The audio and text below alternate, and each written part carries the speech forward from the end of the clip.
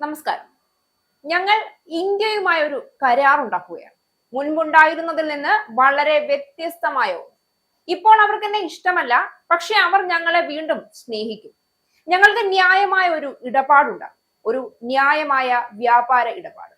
ഞങ്ങൾക്ക് യുക്തിരഹിതമായ വ്യാപാര ഇടപാടുകളായിരുന്നു ഉണ്ടായിരുന്നത്.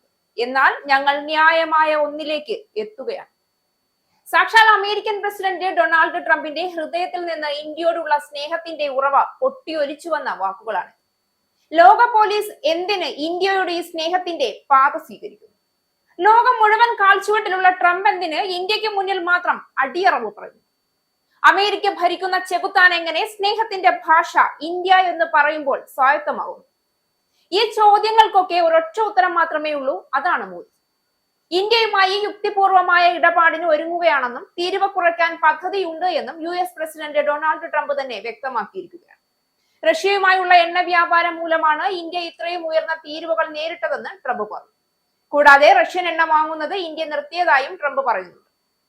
റഷ്യയുമായുള്ള ന്യൂഡൽഹിയുടെ ഊർജ്ജ ഇടപാടുകൾ ചൂണ്ടിക്കാട്ടി ഓഗസ്റ്റിൽ ഇന്ത്യൻ ഇറക്കുമതി തീരുവ വർദ്ധിപ്പിച്ച് മാസങ്ങൾക്ക് ശേഷമാണ് US പ്രസിഡന്റിന്റെ ഏറ്റവും പുതിയ പരാമർശങ്ങൾ വരുന്നത്.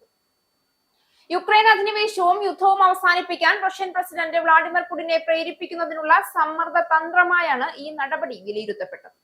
അതിനുശേഷം ഇന്ത്യയും US തമ്മിലുള്ള വ്യാപാര ചർച്ചകൾ പുരോഗമിക്കുകയാണ്. ഇന്ത്യ റഷ്യയുമായുള്ള എണ്ണ വ്യാപാരം അവസാനിപ്പിക്കുമെന്ന് ട്രംപ് പലതവണ അവകാശപ്പെട്ടിരുന്നു. ആദ്യമായി അവകാശവാദം ഉന്നയിച്ചപ്പോൾ തന്നെ പ്രധാനമന്ത്രി നരേന്ദ്രമോദിയിൽ നിന്ന് ഉറപ്പു ലഭിച്ചതിന്റെ അടിസ്ഥാനത്തിലാണ് എന്ന് ട്രംപ് പറഞ്ഞു. എന്നാൽ അന്ന് ഇരു നേതാക്കളും തമ്മിൽ ഫോൺ സംഭാഷണം നടന്നുവെന്ന വാർത്ത പോലും ഇന്ത്യ നിഷേധിക്കുകയും അങ്ങനെ ഒരു സംഭാഷണത്തെ കുറിച്ച് ഞങ്ങൾക്ക് അറിവില്ല എന്ന് വ്യക്തമാക്കുകയും ചെയ്തു. അതിനുശേഷം ഇപ്പോൾ നീണ്ട ദിവസങ്ങൾക്കു ശേഷമാണ് ട്രംപിന്റെ ഇത്തരം ഒരു ഇന്ത്യയോടുള്ള സ്നേഹത്തിന്റെ വെളിപ്പെടുത്തൽ പുറത്തു വന്നിരിക്കുന്നത്. ഇതിന് പിന്നിൽ എന്താണ് എന്ന് പരിശോധിക്കേണ്ടത്. മോദിയുടെ നേതൃത്വത്തിൽ ഇന്ത്യ ഇന്ന് സ്വതന്ത്രമായ വിദേശ നയമെന്നതിന്റെ ഉത്തമ മാതൃകയാണ്. അമേരിക്കയുടെ സമ്മർദ്ദങ്ങൾക്ക് മുന്നിൽ പോലും ഇന്ത്യ തന്റെ താല്പര്യങ്ങൾ സംരക്ഷിക്കുന്നതിൽ പിന്നോട്ടില്ല എന്ന ഉറച്ച നിലപാടാണ് സ്വീകരിച്ചത്. റഷ്യയിൽ നിന്ന് എണ്ണ ഇറക്കുമതി നിർത്തില്ല എന്ന തരത്തിൽ ഇന്ത്യ നിലനിർത്തി വന്ന തീരുമാനം അതിന്റെ തെളിവാണ്. പാശ്ചാത്യ രാഷ്ട്രങ്ങൾ അതിനെ എതിർത്തിട്ടും മോദി സർക്കാർ അതൊരു ദേശീയ ആവശ്യമെന്ന നിലയിൽ ശക്തമായി വാദിച്ചു. അതിന്റെ ഫലമായി അമേരിക്ക തന്നെ ഇന്ന് ഇന്ത്യയോട് മൃദുസ്വരത്തിൽ സമീപിക്കുന്ന നിലയിലേക്ക് എത്തിയിരിക്കുകയാണ് കാര്യം. ഇതാണ് മോദിയുടെ വിജയവും ട്രംപിന്റെ പരാജയവും. മോദി സർക്കാരിന്റെ സാമ്പത്തിക നയങ്ങൾ ഇന്ത്യയെ ആഗോള വിപണിയിൽ ആത്മവിശ്വാസമുള്ള ഒരു ശക്തിയായി മാറ്റിയിരിക്കുന്നു. Make in India, digital India, startup India തുടങ്ങിയ പദ്ധതികൾ രാജ്യത്തിന്റെ ഉൽപാദന ശേഷിയും സാങ്കേതിക കുതിപ്പും വർദ്ധിപ്പിച്ചു. ഇതിന്റെ ഫലമായി അമേരിക്ക അടക്കം നിരവധി രാജ്യങ്ങൾ ഇന്ത്യയുമായി വ്യാപാര ബന്ധം മെച്ചപ്പെടുത്താനുള്ള ശ്രമത്തിലാണ്. ട്രംപ് പറയുന്ന വ്യാപാര കരാറിന്റെ പിന്നിലും അതേ യാഥാർത്ഥ്യമാണ്. ഇന്ത്യ ഇപ്പോൾ അവഗണിക്കാൻ ലോകത്തിൽ ആർക്കും കഴിയുന്നില്ല എന്നത്. മുൻപ് അമേരിക്കയുടെ സാമ്പത്തിക നയങ്ങൾ ഏഷ്യൻ രാഷ്ട്രങ്ങളെ നിയന്ത്രിക്കാനായിരുന്നു. എന്നാൽ ഇപ്പോൾ അവസ്ഥ മാറി മറിഞ്ഞിരിക്കുകയാണ്. ഇന്ത്യയുടെ വിപണിയും തൊഴിലാളി ശേഷിയും ആഗോള നിക്ഷേപകരെ ആകർഷിക്കുന്നുണ്ട്. അതുകൊണ്ടാണ് ട്രംപ് ഇന്ത്യയോട് സൗഹൃദപരമായ നിലപാട് സ്വീകരിക്കാൻ ഇപ്പോൾ നിർബന്ധിതനായി. ഇന്ത്യ ഇന്നൊരു ശക്തമായ സമ്പദ് വ്യവസ്ഥയാണെന്നും ലോകത്ത് തീരുമാനങ്ങൾ എടുക്കുമ്പോൾ ഇന്ത്യയുടെ വാക്ക് നിർണായകമാണ് എന്നും ട്രംപ് തന്നെ തിരിച്ചറിഞ്ഞിരിക്കുകയാണ്. റഷ്യയുമായുള്ള ഇന്ത്യയുടെ ബന്ധം പുതിയതല്ല. പ്രതിരോധം, ഊർജം, ഗവേഷണം തുടങ്ങിയ മേഖലകളിൽ ഇരു രാജ്യങ്ങളും സഹകരണം ശക്തിപ്പെടുത്തിയിട്ടുണ്ട്. പാശ്ചാത്യ സമ്മർദ്ദങ്ങൾ ഉണ്ടായിട്ടും മോദി സർക്കാർ റഷ്യയിൽ നിന്ന് എണ്ണ വാങ്ങാനുള്ള തീരുമാനത്തിൽ നിന്ന് പിന്നോട്ടില്ലായിരുന്നു. ഇത് ഇന്ത്യയുടെ സ്വതന്ത്ര വിദേശ നയത്തിന്റെ പ്രതീകമാണ്. ഈ നിലപാട് ലോകത്തിൽ ഒരു ശക്തമായ സന്ദേശം നൽകി. ഇന്ത്യ ഇനി ആരുടെയും കളിപ്പാവയല്ല എന്ന സന്ദേശം.